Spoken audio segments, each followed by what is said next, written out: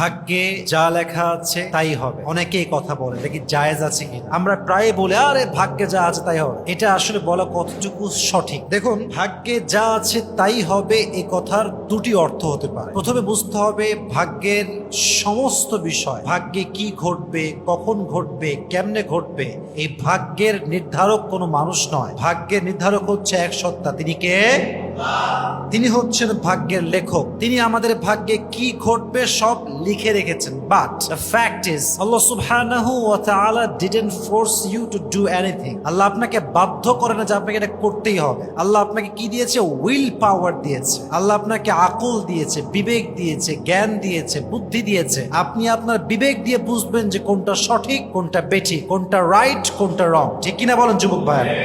এটা আল্লাহ আপনাকে মেধা দিয়েছেন, সেই শক্তি দিয়েছেন, সে বুদ্ধি দিয়েছেন, সেই ক্যাপাসিটি দিয়েছেন, আল্লাহ আপনাকে সেই বিবেকটা দিয়েছেন। তাহলে বোঝা গেল ভাগ্য আল্লাহই লিখেছেন, আল্লাহ জানেন কখন কি হবে। বাট আল্লাহ আপনাকে উইল পাওয়ার দিয়েছেন, আল্লাহ আপনাকে বাধ্য করেন না। কেন? বাধ্য যদি আল্লাহ করতেন কিছু করার জন্য, তাহলে দুনিয়ার জীবন যে পরীক্ষা, এটার কোনো অর্থ আর বাকি থাকতো না। মনে করেন যে আল্লাহ আপনাকে, ফর এন এক্সাম্পল, আপনি সুদ খেয়েছেন, তো আল্লাহ যদি আপনাকে বাধ্য করে তাহলে দুনিয়ার জীবনটা যে পরীক্ষার জীবন আর বাকি থাকতো না। কারণ পরীক্ষা মানে কি? একটা সুযোগ আপনাকে দেওয়া হলো, আপনি এখন পরীক্ষা পাশ করবেন কিনা এটা আপনাকে ট্রাই করতে হবে। যদি আল্লাহ আপনাকে বাধ্য করে সুদ খাওয়ায়, তাহলে আপনাকে আল্লাহ বাধ্য করে জাহান্নামে বানালো। নাউজুবিল্লাহি মিন যালিক। এটা কখনো হতে পারে না। অতএব বোঝা গেল আল্লাহ মানুষকে উইল পাওয়ার দিয়েছে, মানুষ তার বিবেক খাটিয়ে কি করবে কি করবে না সে ডিসাইড করতে পারে। এখন অর্থটা বোঝা ট্রাই করেন। ভাগ্যে যা আছে তাই হবে, এর অর্থ যদি এরকম হয় যে আমার যতটুকু করার আছে আমি করব, বাদ বাকি আল্লাহ ভরসা, এই অর্থে বলা জায়েজ। বরং এটা ঈমানের দাবি যে আমি আমার সব দিয়ে ট্রাই করব করার জন্য, বাকি যা হবে এটা কার উপরে ভরসা?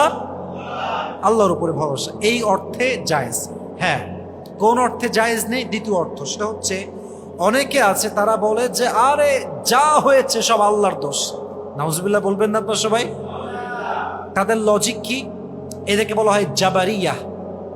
এদের লজিক হচ্ছে যেহেতু আল্লাহ ভাগ্যে আগেই লিখে রেখেছেন কি হবে না হবে, অথবা আমি যা করব এটা আমার দোষ না, আল্লাহর দোষ। নাউজুবিল্লাহ পড়েন সবাই।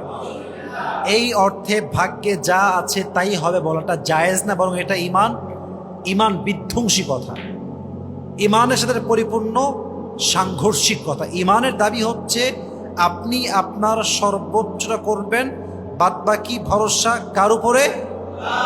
বাট আপনি আল্লাহকে দোষারোপ করতে পারবেন না। ইমানের বাহিরের কথা, ইমান বিধ্বংসী কথা এটা। অতএব যা আছে ভাগ্যে তাই হবে, এটা এই অর্থে জায়েজ যে আল্লাহ ভাগ্যে কি হবে না হবে আল্লাহ জানেন।